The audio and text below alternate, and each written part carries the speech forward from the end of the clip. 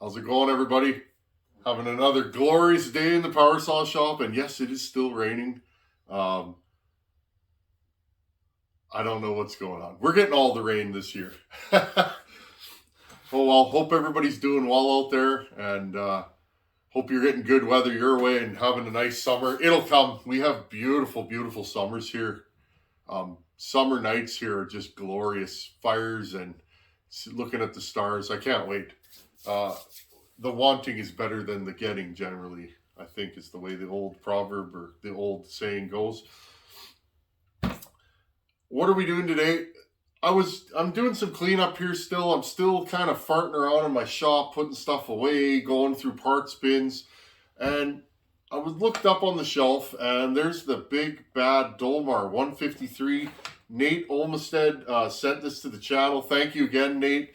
He was gracious enough to send me the saw. This is one of the saws I just always wanted to play with. It's a big, nasty 100cc vintage power saw.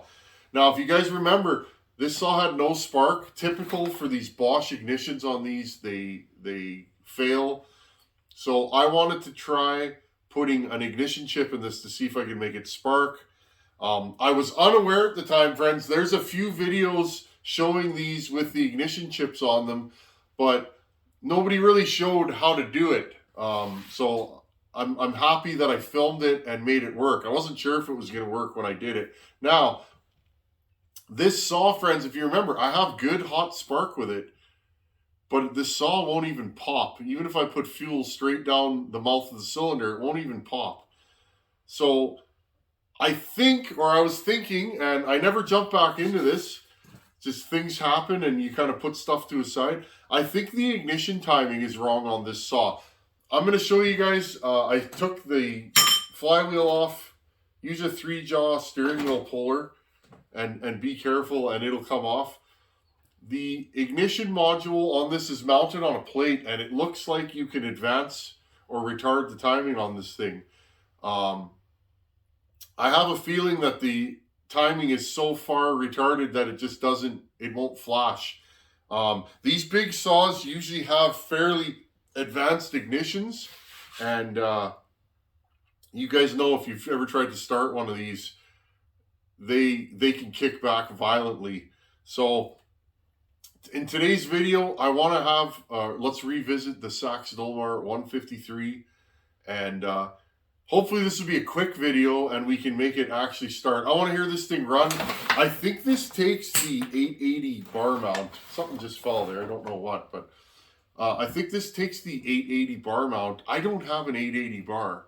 I'll have to pick one up. I had one here, never used it for nothing, and I believe I gave it to a buddy of mine. I think I had like a 36-inch bar. But nonetheless, we can get a bar for this thing. I want to hear this thing run and see how it starts. Remember, we went through this whole saw. If I can get this thing running, then I can start cleaning it. This thing's covered in paint, and I'd like to see if I can get most of the paint off of it and bring it back to its former glory. It's just a big, cool, nasty power saw. Buckin pulled one of these out the other day and was running it on his channel, and I went, geez, that's a cool saw. And then it was like, I have that saw on my bench. I better jump back into it. Once again, Nate, thank you. Nate went through a lot of trouble to get this here. It kind of disappeared for a bit, and there were some shipping issues, but it ended up coming here. So anyhow, friends, let's take another look at what I did with this and show you what I did to give this thing spark. This applies to still 056 Magnums. I think the 041s, 031s have the same type of ignition. The 2100 Huskies have them. So this applies to a lot of different saws, not just a rare Sachs Dolmar. I'll bring you guys in close. Let's have a look at this. I did mark the timing when I took this apart.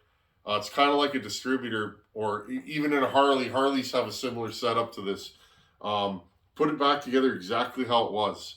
What I'm thinking here is, for whatever reason, when you put this chip in, this different pickup, it retards the timing. So let's try and advance the timing on this thing, put it back together, and see if we can get it to run. I'll bring you guys in close. Let's have a look. Okay, here's our Sachs Dolmar 153. I want to go over pulling this apart again This thing was stuck pretty good when I got it. This is your flywheel. Your ignition fits under the flywheel on these. Same as like a 2100 Husky, 056 Magnum Still. This was a common ignition system. Okay. Your starter pause engage on here. Okay, so you pull this off. There's 3 Allen head screws, okay, that hold this on. You pull that off. This may or may not be stuck. This is just a cover. Okay, so this one was actually stuck on here. So knock that off or pull it off. Okay, and then what you do is take a steering wheel or harmonic balancer puller, rig it up. These are Husqvarna case bolts for like a 266 in here. And I just used some nuts and washers to steady them. And then this thing has a crazy magnet. It's stuck down again. These are a little tricky to work on because they are so hard. There you go. Okay. Huge magnet power on these. And then you pull the flywheel off. Okay. Just to redo what we did in the last video. This is your stock trigger, your ignition. These seem to go bad. I cut the wires off of here. Put a Oregon ignition chip in this. Okay. I took 2 connectors, your spade connectors. I bent them down at a 90 and I ran the wiring underneath here. Okay. Follow the instructions. It's pretty much the same as getting rid of points. Okay, one wire goes back to here and it's actually a ground, and the other wire goes to the coil. Okay, and then you have spark again. Now the one problem I had is this coil, the wire broke coming out of it. Okay, it was very hot and brittle over the years, and it actually snapped. I got this thing running and then it had no spark again. The wire snapped, so I actually ground a slot. I found the factory wire, ground a slot in there, laid a new wire in. I soldered it with the wire inside, and then I JB welded this back together. Okay, and it's fine now. It's working 100%. That should last for a long time. Nothing wrong with the coil. I found some aftermarket coils for these, but the pickup or the coil wire sticks out this way. I don't think there'd be enough room to use one of those. I kind of want to order one just to see, but... Okay, so I'm going to bring you guys a little bit closer here. Now, as you guys can see, this is kind of like a distributor. If you've worked on a Harley, there's 2 bolts here, okay? One there and one here. There's timing marks. Now, as you guys can see, or hopefully you can see, I scratched a mark here to line it up with this, and there's a mark here, okay? I put this thing back together stock, okay, where the timing was. Now, I want you guys to think about this, because not everybody knows about timing, and if I can show you guys something, I always will. This fan spins in this direction, okay, as it goes around. This flywheel here, okay, as it spins around, you can see there's actually an arrow on the inside showing you the directions. Okay, this flywheel spins around, and what it does is it triggers, okay, the coil to make spark. Now, on normal saws, the timing is static, meaning you can't turn the coil, you can't turn the ignition to give you retard or advance, right? So, if you advance the timing, okay, if you advance the timing or retard the timing, all you're doing is changing at what point in the stroke of the crankshaft. I figured this would work better with our cutaway, the famous cutaway. All you're doing, this one spins this way, okay? All you're doing when you change your timing is you're controlling at what point in the stroke it fires. Okay, this one probably fires 25 degrees before top dead center. Okay, so say that's right there. That's where it fires before it finishes the stroke. That gives the fuel and air time to combust in the combustion chamber, right? Now, a saw with really aggressive timing, some stills are like this. My 044 is like this. If you don't pull it over hard, right? If you don't pull it over hard, that thing has really angry timing. The timing will actually fire it, say, here. And if you pull it over too slow, what happens? It pulls the recoil out of your hand. It blows it down. Okay? The inverse of that, if the saw has lazy timing, it'll fire later in the stroke, okay? Now, usually they fire on the way up because by the time it's on the way up, by the time this combusts, it hits top dead center and it starts going down. Okay, so what I think is actually happening in this saw is I think it's firing too late with the new timing, okay? So, does that make sense? Yeah, I think it's firing too late now. It's lazy. So when I pull this thing over, it doesn't pop, it doesn't cough, it doesn't do anything. So I think what we're going to do, this thing's kind of right in the middle here, friends, okay? See that? Right in the middle, right in the middle. So what I'm going to do here is, okay, I'm going to take my ratchet here.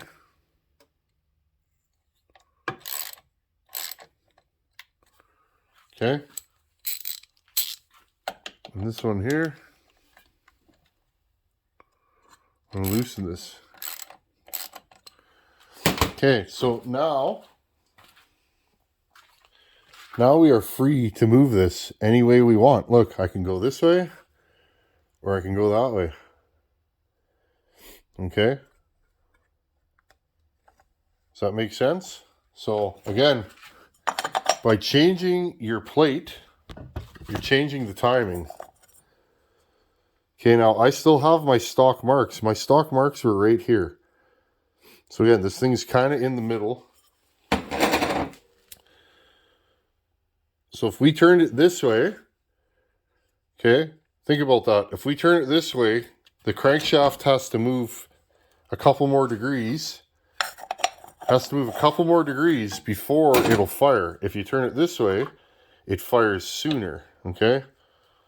So what I'm going to do, friends, and this might hurt me a lot more than it's going to hurt you. I'm going to back this thing all the way off, okay?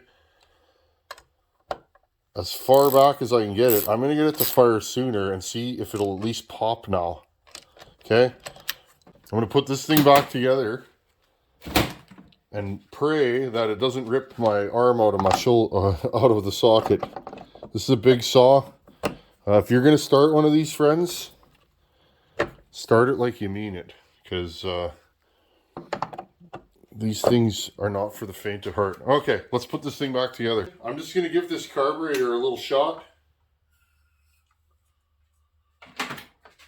Okay, see what this thing's going to do.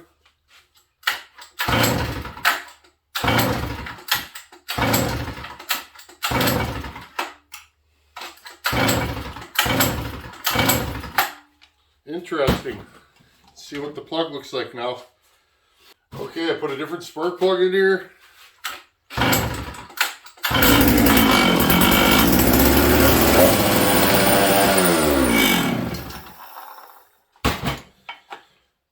Haha, it fired. I don't know what's going on here.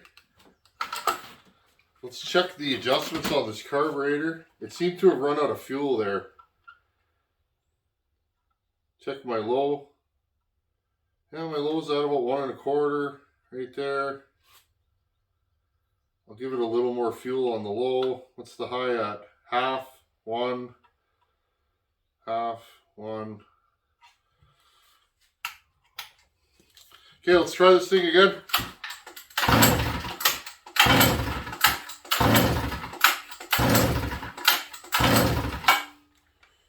We may have a carb issue, friends. I'm not sure about this carburetor right now. I'm going to try it again.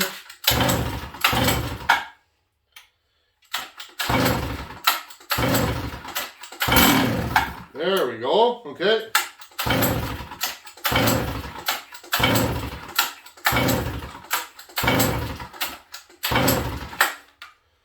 Interesting. So this thing may want a little more timing. I'm not sure.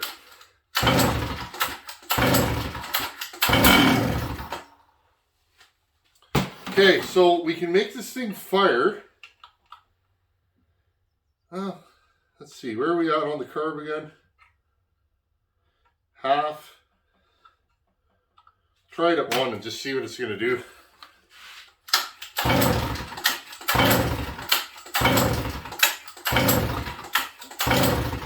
Oh, this is a big saw, friends. Interesting.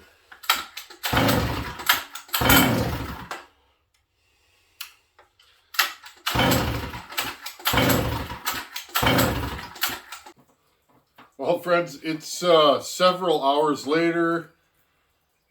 I actually got this thing running about 5 minutes ago. The camera wasn't running. I had the camera running for like an hour. This thing would pop, fire, restart, and then it wasn't getting fuel. I pulled the carb off, rebuilt it. The fuel inlet nipple, that little 90 that's on there, was loose and leaking. So I replaced that. I put another new carb kit in this thing. What else did I find? I realized I didn't change the fuel filter or the fuel line. So I went and put a new fuel line filter in this thing. It started right away, but then it's boggy and it wouldn't run. So what ended up happening, friends, I turned the screw out, the low screw, about 3 turns, I think I ended up, which is way too much. And then I was turning out the idle screw, and I'll just do it again. I'll jack the idle up on this thing and see if it'll fire. I turned the idle screw out about, or in, and I got this thing to fire, friends, but it won't stay running very long. And then all of a sudden, it just fired up, and I got it to take throttle, and it was starting to get going. So I was like, okay. I had to give this thing a ton of low jet to get it running. And also I noticed, friends, there's a bunch of fuel in the bottom of the carb box now. So I'm not too sure. I replaced the gasket between the carb and the engine. Spark plug. Let's have another look at that. This is going to be one of those saws. I won't quit though, friends. This is going to be one of those saws. Let's see if we're flooded or what we're doing here. No. So, friends, I honestly think, I think we may have a massive fuel or air leak on this thing.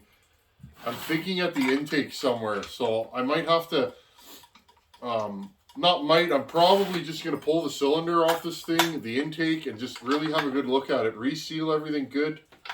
I even took the wire off. Let's see if we can get this thing to fire again. It was starting 2 pulls to flash, and then 2 more pulls, and it would start. But once I got it going, it ran, but it ran super high RPM. I turned the idle out. I got it to settle down, friends. And then it got too rich, and then it shut off, and I haven't been able to get it started again. I'll try one more time. I'm developing a massive blister on my middle finger right now, so I think I'm just about cashed out for the day. It did run, though, so that tells me that ignition is where it needs to be. Okay. Ready? That rattle you hear is the top cover's loose. Where's my screwdriver? I'll tighten it down. This thing's getting a lot of fuel, but it's, I don't know, it's acting weird.